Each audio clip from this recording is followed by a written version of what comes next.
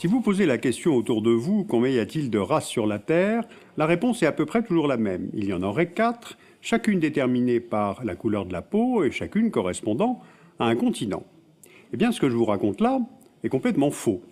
Le problème, c'est qu'un très grand nombre d'entre nous pensent cela, et pire encore, les races pourraient ne pas être tout à fait égales entre elles. Alors comment est-ce qu'on est arrivé à croire cela, et à le croire encore aujourd'hui, faisant vivre ainsi en permanence le racisme? En fait, il y a de nombreuses couches de racisme dans l'histoire des hommes. Le racisme est donc dans nos mémoires. Et bien, c'est de cela dont je voudrais vous parler aujourd'hui. Regardez cette carte ethnographique du monde. Elle vient d'un atlas de 1907 du géographe français Vidal de Lablache, et l'on y constate la corrélation entre continents et prétendues races qui s'y rattachent. Il y en aurait 9, et on repère notamment sur le continent africain et dans une partie de l'Asie les nègres et négroïdes, je cite la légende, la race mongoloïde, les Européens en Europe, Amérique du Nord, partiellement en Amérique du Sud et en Océanie, les Berbères et Arabes, les Pygmées d'Afrique, les Indiens d'Amérique, et enfin les races hyperboréennes dans le Grand Nord. Or, cette carte a été vue par des millions de jeunes Français, et ce jusqu'au milieu du XXe siècle. Et cet atlas allemand, de la même époque, donnait à peu près les mêmes informations. D'après ces cartes, l'espèce humaine est divisée en races, c'est-à-dire des populations qui se distinguent les unes des autres par certains traits héréditaires, comme la couleur de la peau, qui est la différence la plus visible. Ce type de catégorisation remonte aux travaux de naturalistes comme le français Buffon ou le suédois Linné. Il s'agit au XVIIIe siècle, en pleine période des Lumières, de définir, de classer. Par exemple, Carl von Linné, dans Systema Natura, définit 4 variétés d'Homo sapiens, auxquelles il associe une couleur de peau et même des caractéristiques précises. Homo asiaticus, jaune pâle, mélancolique, rigide. Homo afer, noir, flegmatique, décontracté. Homo europaeus, blanc, sanguin, musculaire. Homo americanus, rouge, colérique et droit. Ensuite, la couleur de la peau n'est pas le seul critère à être utilisé par les savants de l'époque. Dans cet ouvrage de 1801, Histoire naturelle du genre humain, on trouve cette illustration montrant 3 profils, de l'Apollon de la statuaire grecque à l'orang-outang, en passant par le nègre, je cite la légende, et dans cette représentation, le nègre forme le chaînon manquant entre le singe et l'idéal humain. Apparaît ainsi vers le milieu du XIXe siècle une nouvelle science qui a pour objectif de mesurer ces différences entre les hommes pour créer des catégories et ensuite les hiérarchiser. Par exemple en s'appuyant sur l'anthropométrie et la craniométrie. Le représentant de ce courant en France est Paul Broca. L'anthropologue allemand Blumenbach, lui, identifie 5 races.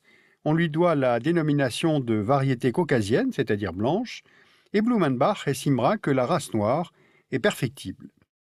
Les théories raciales se voient ainsi confortées par les apports de la science au XVIIIe et XIXe siècle et peuvent ensuite se diffuser largement. Par exemple, le manuel scolaire Le Tour de France par 2 enfants nous enseigne qu'il y a 4 races et que la race blanche est, je cite, la plus parfaite des races humaines. Et songez qu'entre 1877 et 1977, ce livre est vendu à 8,5 millions d'exemplaires, soit autant d'enfants qui assimilent ces idées-là à l'école. Et ces enfants ont été nos grands-parents, ou peut-être même nos propres parents. Alors cela explique évidemment en partie comment nous avons été conduits à penser de façon aussi fausse. Poursuivons notre remontée dans l'histoire. Au XVe siècle, le prince catholique portugais Henri le Navigateur conçoit de nouveaux types de navires, les caravelles. Et grâce à ces caravelles, Bartolomé Dias, Christophe Colomb, Vasco de Gama, Francisco Cabral, Magellan vont réaliser pour le compte du Portugal et de l'Espagne ce qui est vu par les Européens comme les grandes découvertes. Plusieurs traités successifs, arbitrés par le Vatican, vont permettre aux 2 puissances ibériques, le Portugal et l'Espagne, de se partager le monde, y compris celui qui reste à découvrir et à évangéliser.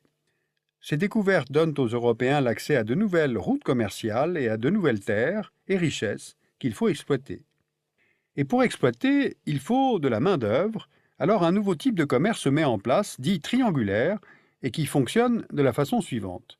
Les commerçants européens vont chercher des esclaves en Afrique, les emmènent de force dans le Nouveau Monde et rapatrie ensuite les bénéfices tirés de cette force de travail gratuite vers les monarchies européennes.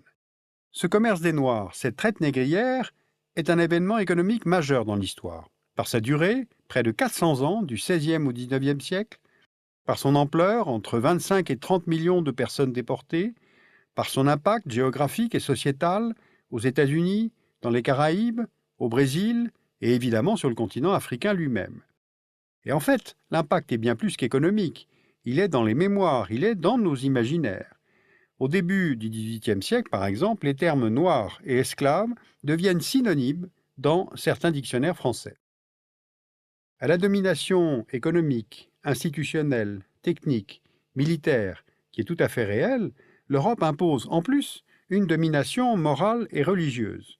Elle estime avoir une mission civilisatrice, censée apporter le progrès et la foi aux populations d'Amérique, d'Afrique, d'Asie, d'Océanie, vues comme moins avancées.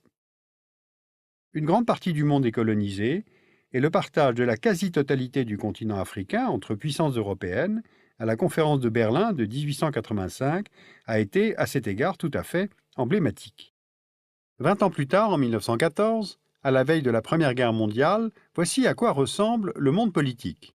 On repère les empires contrôlés par la France, le Royaume-Uni, l'Espagne, le Portugal, les Pays-Bas, la Belgique, l'Allemagne, l'Italie.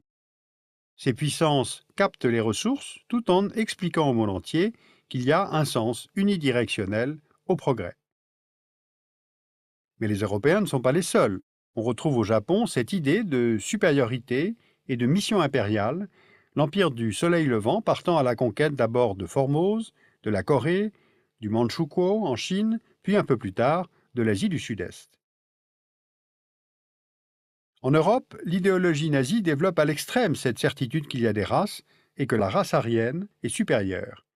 Entre 1939 et 1945, le national-socialisme applique en Allemagne et dans le reste de l'Europe l'extermination systématique des Juifs, mais aussi des Tziganes, des Noirs, des Métis, des homosexuels, des handicapés, soit tout ce qui s'écarte de l'idéal aryen de la race. Donc on a encore cette idée de l'infériorité des autres. Du fait du nazisme, l'Europe se suicide, mais cela forme sans doute un tournant. La pensée et le discours sur la race aryenne, l'horreur soulevée par l'antisémitisme et par la Deuxième Guerre mondiale elle-même, vont faire évoluer la pensée sur la supériorité raciale du blanc. En 1945, les vainqueurs organisent un tribunal à Nuremberg pour juger le nazisme et son racisme fondamental. Et en même temps, les États-Unis, principal vainqueur de 1945, semblent immobiles à l'intérieur de leur propre pays. Alors pourquoi? Il faut se souvenir de la guerre civile américaine. Elle débute en 1861. On repère sur la carte les 11 États américains qui font sécession de l'Union, voulant conserver les esclaves noirs comme force économique gratuite. Les confédérés vont perdre la guerre, l'esclavage est aboli, mais les lois raciales ségrégationnistes imposent quasiment dans tous les États américains la séparation entre blancs et noirs, à la fois dans l'espace public, les bus, les écoles, ou l'espace privé, comme par exemple l'interdiction du mariage interracial.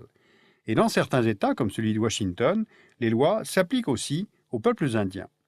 Eh bien, ces lois vont demeurer en vigueur très tard dans le XXe siècle. Le Civil Rights Act y met en principe un terme seulement en 1964. Et depuis, il aura fallu donc 50 ans, soit 2 générations, entre l'abolition du racisme officiel et l'élection en 2008 d'un président américain noir. Ce qui ne fait pas disparaître pour autant le racisme aux États-Unis. L'autre paradoxe se trouve dans ce même calendrier de la deuxième moitié du XXe siècle. Alors que le processus des décolonisations est partout en route, le racisme institutionnalisé se poursuit en Afrique du Sud, en legs direct des idées coloniales européennes. Car on a en Afrique du Sud toute une société organisée en fonction de l'apartheid, c'est-à-dire cette ségrégation qu'il convient de maintenir entre les Noirs et les Blancs, qui sont les descendants des colons néerlandais et britanniques. En 1951, le pays crée 10 Bantoustans, c'est-à-dire 10 États réservés aux Noirs, traduisant ainsi dans le territoire le développement séparé des races. Cette ségrégation assumée et affirmée va durer 43 ans en Afrique du Sud, le pays jouant pour Washington un rôle de rempart contre l'influence soviétique sur le continent africain. Il aura donc fallu attendre, non pas que les idées de supériorité aient évolué, mais que la guerre froide prenne fin pour que cesse l'apartheid. En vous évoquant ces quelques étapes et les mémoires qu'elles ont laissées, j'ai voulu vous faire bien mesurer la grande épaisseur historique du racisme. Aujourd'hui, on sait que le génome humain n'est ni blanc, ni noir, ni jaune. L'espèce humaine est une, et les êtres humains qui peuplent la planète partagent tous une origine commune. L'Homo sapiens a émergé il y a environ 150 000 ans en Afrique tropicale, puis il a peu à peu migré hors de ce continent il y a 60 000 ans, pour venir ensuite coloniser l'ensemble de la planète au cours des millénaires qui ont suivi. Cette dernière carte nous montre la répartition moyenne des couleurs de peau dans le monde. Les variations de couleurs, claires ou foncées, sont le résultat de l'adaptation du corps humain aux conditions environnementales et climatiques. La couleur dépend de la concentration de la mélanine, c'est un pigment produit par les cellules de la peau en fonction de l'exposition au soleil. La peau foncée offre une protection contre le soleil, puis elle s'éclaircit progressivement en montant vers les latitudes plus élevées. Elle s'adapte ainsi à l'ensoleillement qui est moindre et permet la synthèse d'une vitamine de croissance, la vitamine D. Cette carte a bien sûr cessé d'être exacte, elle a évolué avec les migrations, les voyages, les brassages et les métissages des populations, donc la mondialisation. Les avancées de la biologie, de la génétique, de l'archéologie ont donc permis d'établir qu'il n'y avait pas de hiérarchie entre les peuples. La question des races semble donc scientifiquement réglée, et pourtant le racisme réapparaît en permanence et sous diverses formes. Quand il ne s'applique plus à la couleur de la peau, il contourne, et il s'applique par exemple aux noms propres, aux locataires, aux candidats à l'embauche, il se déplace vers la religion de l'autre, voire à la catégorie de l'immigration. Donc vous mesurez la grande adaptabilité du phénomène. Alors pourquoi est-ce que ce classement entre les hommes est si difficile à dépasser ? Pourquoi est-ce qu'il réapparaît en permanence comme une construction politique ? Pourquoi est-ce qu'en fait, ça nous convient toujours ? En fait, ce n'est pas simple de parler du racisme, ce n'est pas un phénomène rationnel, on touche là à des questions émotionnelles, voire personnelles, et pourtant, les enfants naissent sans avoir la moindre idée de la couleur de leur peau. Donc, tout se passerait par la suite. Sur cette question fondamentale du racisme et sa trop longue histoire, je vous renvoie tout d'abord au DVD, double DVD, qui s'appelle Nous autres, Éducation contre le racisme, conçu par la Fondation Thuram. Le numéro de novembre 2011 de la revue Textes et documents pour la classe est consacré à l'exposition Exhibition ou l'invention du sauvage, qui se tient au musée du Quai Branly jusqu'au 3 juin 2012. Et puis je vous conseille vivement de lire le livre de Liliane Thuram, Mes étoiles noires, édité au Seuil dans la collection Point.